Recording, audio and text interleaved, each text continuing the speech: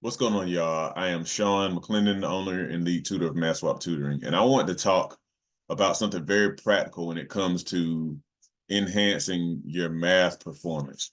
So, one thing that I found from my experience and what I've learned also from the experience of tutors on my team is that if a student is lacking confidence in math, the main thing that they need is more practice in math. Now, that might seem kind of like a duh, Sean, of course.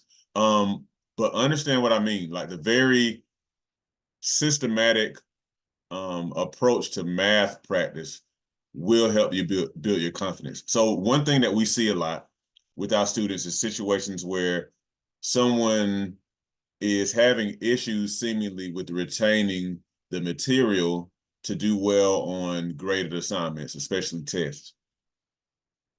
So say, for example, you do a tutoring session and the student needs review and you review the subject matter with the student and they understand it. They're actually understanding it fine. But then when test time comes, it seems like everything goes out of the window.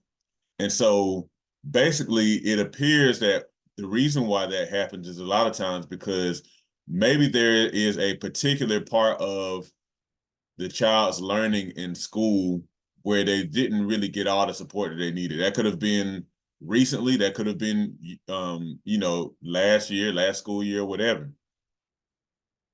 So there's a concept that they probably didn't get solidly enough. And so, fast forward to getting assignments and doing poorly on assignments, probably poorer than a student expected. Now they're starting to lack that confidence. When I go and I take this test, I'm going to forget. And so they may kind of go back on what they learned and whatnot and do poorly on assignments, even if they actually have demonstrated that they understand whatever subject they were tested on. So what I recommend, based on again experience of myself and on my team, is systematically practicing. So let me give you an example of what I mean here. All right, so say for example, we were practicing this type of problem, a percentage problem.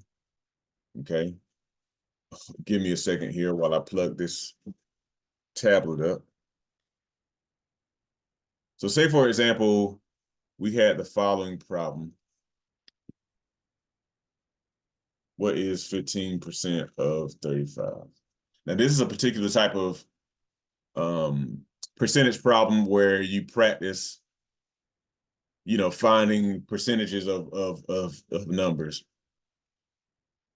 Now, the first thing I would do when it comes to practicing to build confidence is you got to have some steps. So check this out here. So it's a couple of ways you can solve this, but typically the way I would approach this is, okay, 15% of 35.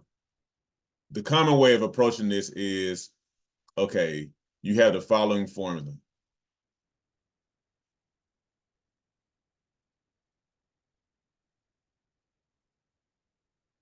Okay. Now, so you fill in the formula.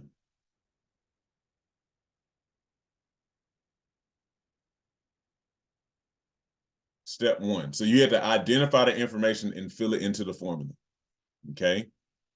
So what is 15% of 35? Okay.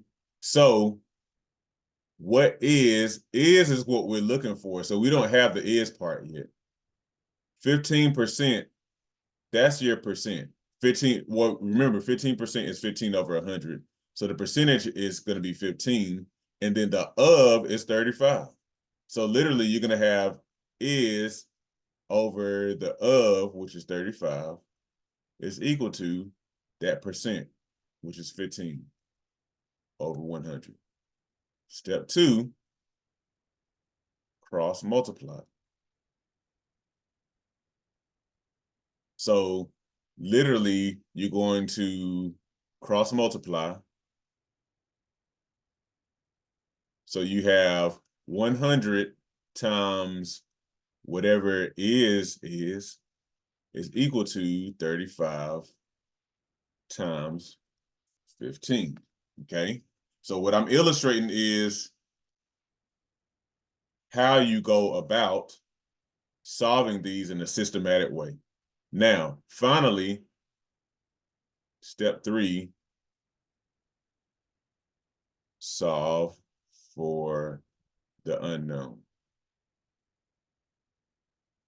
Now, so what that means is we want to know what is equal to. So 35 times 15, by the way, let's go ahead and do it like this. That's going to be 525. To find is, you need to move this 100, and you do it by performing the opposite operation, which is division, since these are being multiplied. So is equal to 5.25, okay? So 15% of 35 is 5.25. Now, so you have steps to solve this kind of problem. And you're going to go back again. So if you have another problem, what is 10% of 20? Now, that's kind of an easy problem, but just illustrating my point.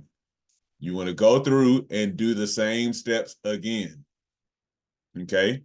And so literally, that'd be fill in the formula. You don't know what the is, but you do know the of. So it's going to be is over 20 equals 10 over 100, okay? Now, so that's 100 times whatever that is equal to 200. Divide both sides by 100.